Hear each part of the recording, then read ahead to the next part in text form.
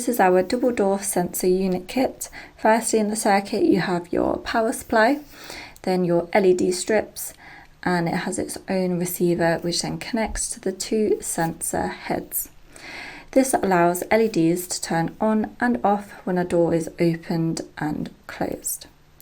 This is perfect for wardrobes, cabinets, entrance doorways, display cabinets, anywhere where there is a double door on a piece of furniture.